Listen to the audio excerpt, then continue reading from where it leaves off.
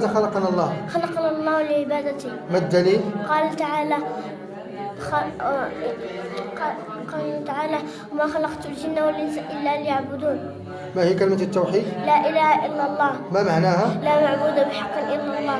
ما معنى شهادة أن محمد رسول الله؟ طاعته فيما أمر وتصديقه فيما أخبر واجتناب ما نهى عنه وجزر وأن لا يعبد الله إلا بما شرع. ما هي شروط لا إله إلا الله؟ العلم واليقين والقبول والانقياد بفضل ما أقوله والصدق والإخلاص والمحبة وفقك الله لما أحبه. ما هي أقسام التوحيد؟ توحيد الربوبية، توحيد الألوهية، توحيد الأسماء والصفات. ما هو توحيد الربوبية؟ إفراد الله بالخلق والملك والتدبير. ما هي توحيد الألوهية؟ إفراد الله بجميع أنواع العبادة. ما هو توحيد الأسماء والصفات؟ إفراد الله بجميع الأسماء الحسنى والصفات العلى من غير تحريف ولا تعطيل ولا تكييف ولا تمثيل. ما هي شروط قبول العمل؟ الإخلاص والمتابعة. ما هي العبادة؟ العبادة اسم جامع لكل ما يحبه الله ويرضاه من الأقوال والأعمال الظاهرة والباطنة. هل يعلم الغيب أحد سوى الله؟ لا يعلم من في السماوات والأرض الغيب إلا الله. ما هو مصير الموحد على يوم القيامة؟ تحت مشيئة الله، إن شاء عذبه وإن شاء غفر له. كم هي مراتب الدين؟ 3 مراتب: الإسلام، الإيمان، الإحسان. ما هو الإسلام؟ الإسلام هو الاستسلام لله بالتوحيد والانقياد له بالطاعة والبراءة من الشرك وأهله. ما هي أركان الإسلام؟ أركان الإسلام 5: شهادة أن لا إله إلا الله وأن محمدا رسول الله وإقام الصلاة وإيتاء الزكاة وصوم رمضان وحج البيت لمن استطاع إليه سبيلا. ما هو الإيمان؟ الإيمان قول باللسان واعتقاد بالجنان وعمل بالجوارح والأركان، يزيد بطاعة الرحمن وينقص بطاعة الشيطان. أحسنت. ما هي أركان الإيمان؟ أركان الإيمان 6: أن تؤمن بالله وملائكته وكتبه ورسله واليوم الآخر وتؤمن بالقدر خيره وشره. ما هو الإحسان؟ الإحسان أن تعبد الله كأنك تراه فإن لم تكن تراه فإنه يراك. من هم الملائكة؟ الملائكة عباد لله مخلوقون من نور لا يعصون الله ما أمرهم ويفعلون ما يؤمرون. سكتة. ما هو الذنب الذي لا يغفره الله؟ الإشراك بالله. ما الدليل؟ قال تعالى إن الله لا يغفر أن يشرك به. ما هي أقسام الشرك؟ الشرك الأكبر والشرك الأصغر. ما هو الشرك الأكبر؟ هو ما يحبط العمل ويخلد صاحبه في النار كالذبح لغير الله. ما هو الشرك الأصغر؟ هو ما لا يحبط العمل كالحلف لغير الله ويسير الرياء. من هم الذين يدخلون الجنة بغير حساب ولا عذاب؟ هم الذين لا يسرقون ولا يكتوون ولا يتطيرون وعلى ربهم يتوكلون.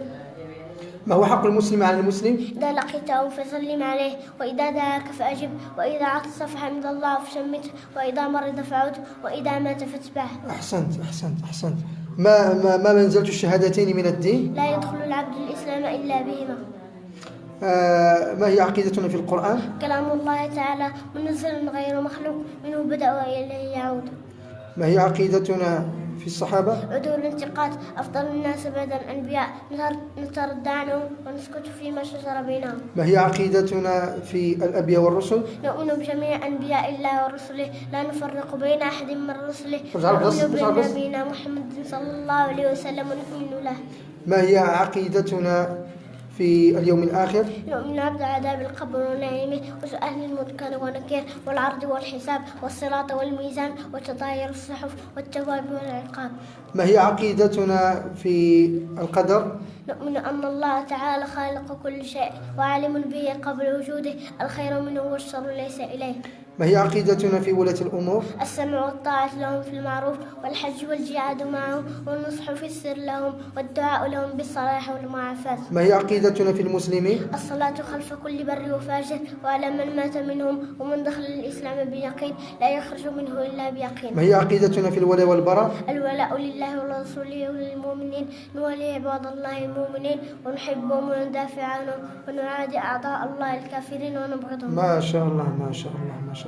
ما هي عقيدتنا في الكتب السماوية؟ نؤمن أن التوراة والإنجيل والزبور والقرآن كتب سماوية والقرآن ناسخ لها جامع لما تفرق فيها. أحسنت يا فتى. من هم أهل السنة والجماعة؟ هم الذين تمسكوا بسنة النبي صلى الله عليه وسلم ظاهرها وباطنها واجتمعوا عليها وحاربوا البدع وحذروا منها. ما هي عقيدتنا في الجنة والنار؟ نؤمن أنهما مخلوقتان لا تفنيان أبدا ولا تبيدان، الجنة دار المؤمنين والنار دار الكافرين. من هم أهل السنة والجماعة؟ هم الذين تمسكوا بسنة النبي صلى الله عليه وسلم ظاهرها وباطنها واجتمعوا عليها وحاربوا البدع وحذروا منها. ما هي البدعة؟ البدعة كل قول وعمل واعتقاد خالق كتاب الله وسنة النبي صلى الله عليه وسلم. ما هو دستور الأمة؟ العمل بالكتاب والسنة على فهم سلف الأمة. كم عدد شعب الإيمان؟ 70 شعبة. أعلى قول لا إله إلا الله وأدناها إماطة الأذى عن الطريق والحياء شعبة من الإيمان. أحسنت. أين ولد النبي عليه السلام؟ في مكة المكرمة. إلى أين هاجر النبي عليه السلام؟ إلى المدينة المنورة. كم عدد غزوات الرسول؟ 27 غزوة. من هم أبناء النبي عليه السلام؟ القاسم عبد الله إبراهيم. من هن بنات النبي عليه السلام؟ رقية أم كلثوم فاطمة. زينب فاطمة. من هم الخلفاء الراشدون؟ أبو بكر الصديق عمر بن الخطاب عثمان بن عفان علي بن أبي طالب. ما هي أركان الصلاة؟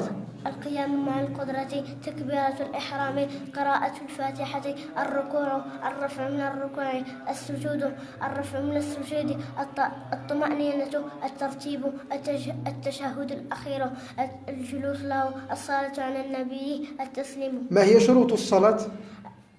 الإسلام العقل، التمييز، رفع الحدث، إزالة النجاسة، ستر العورة، دخول الوقت، استقبال القبلة، النية. بارك عليك.